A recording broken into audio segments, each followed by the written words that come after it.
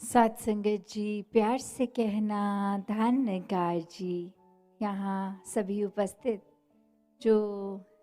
हमेशा दिल अपना इस परमपिता परमात्मा इस निराकार में लगा के ये भक्ति भरा जीवन बिता रहे हैं, तो वो जो भाग की बात आती है कि अक्सर हम ये तो दुनिया में देखते हैं कि ये शब्द ही कि ये भाग के अर्थ कितने अलग हो जाते हैं। एक वैसा भागना जिसको दौड़ना भी कहा जाता है, एक वैसा भाग कि इसके टुकड़े कर दिए जाएं, इसके भाग कर दिए जाएं, एक ऐसा भाग जो शामिल होने की बात होती है, हिस्सा लेने की बात, भाग लो, और एक भाग्य की बात कि ये किस्मत की जो बात आती है। तो हमें ये किस्मत ने तो भाग्य ने ऐसा बना दिया कि इस संसार में इस मनुष्य योनि मिल तो गई, ये आत्मा का कल्याण जिस योनि में होना है तो ये तो हो गया। अब हमारा ऊपर ये चुनाव कि हमने जीते जी कौन सा भाग लेना है। क्या हमने अपने कर्तव्य जिम्मेवारियां और जो मनुष्य जन्म का परम लक्ष्य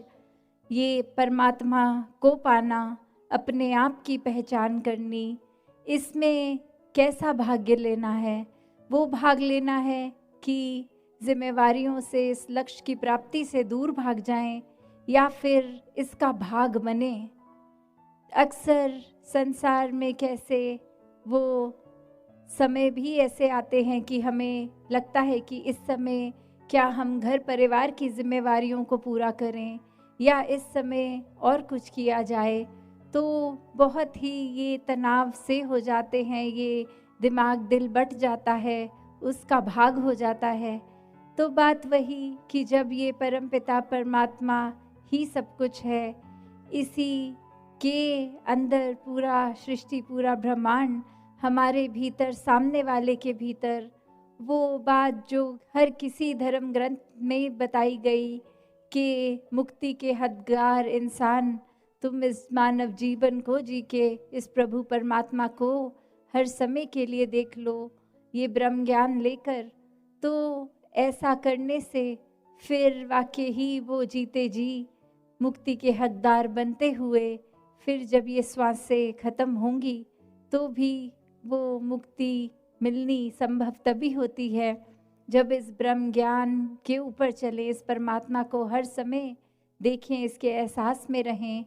और फिर ये भी पता चल जाता है जब ये रचनहार ही एक है तो सारी रचना एक है, सभी इसके बनाए, फिर कोई भेदभाव नहीं, कोई नफरत के कारण नहीं, कोई ऊंचा नीचा नहीं, सब एक समान, सब बहुत ही श्रेष्ठ। तो बात वही कि हम अक्सर धर्म ग्रंथों को पढ़ लेते हैं जो कि बहुत मुबारक कार्य है कि ये पढ़ने को भी पढ़ें, पर बात वही है कि सिर्फ एक, जैसे हम अभी श्रवण भी कर रहे थे कि पढ़ने तक सीमित नहीं रहना, क्योंकि पढ़ेंगे और कोई भी काम अगर हम बिना समझे करते हैं वो फिर रटन हो जाता है, वो सिर्फ एक बुद्धि में याद करके ही वहाँ तक ही सीमित रह जाती है बात।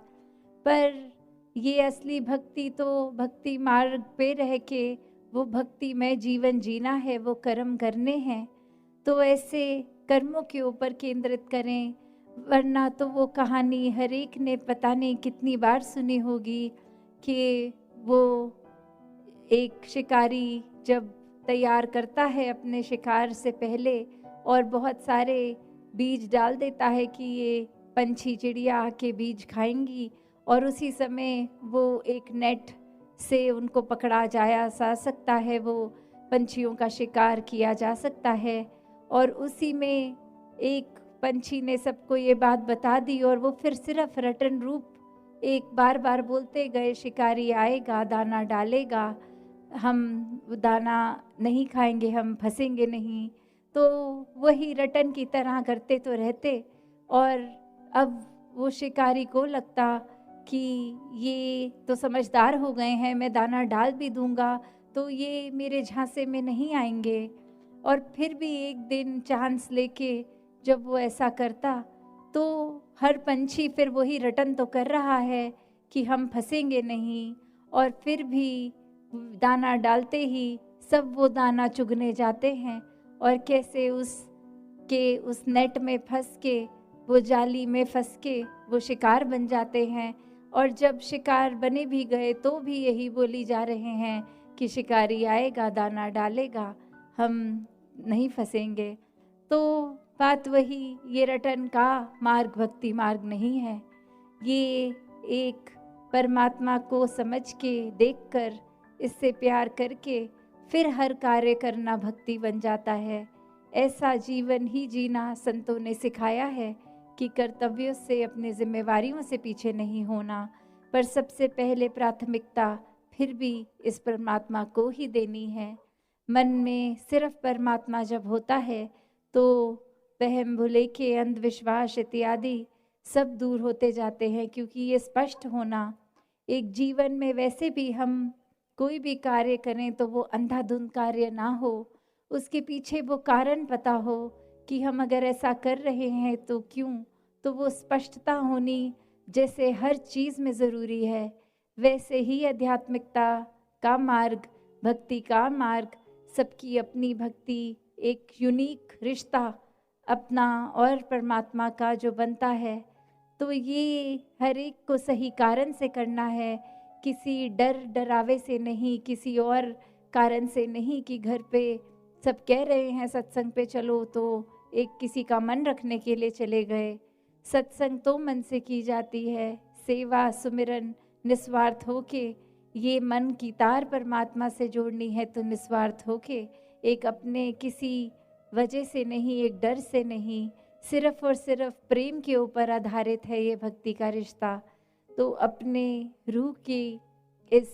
परमात्मा से मिलन के लिए भक्ति की जाए, सही कारण से भक्ति की जाए, तो दातार सभी पे कृपा करे कि ये भक्ति में जीवन हर किसी के हिस्से आए, सभी अपना रुझाव आध्यात्मिकता पे लगाएं, ये स्पिरिचुअल ग्रोथ हर एक की हो,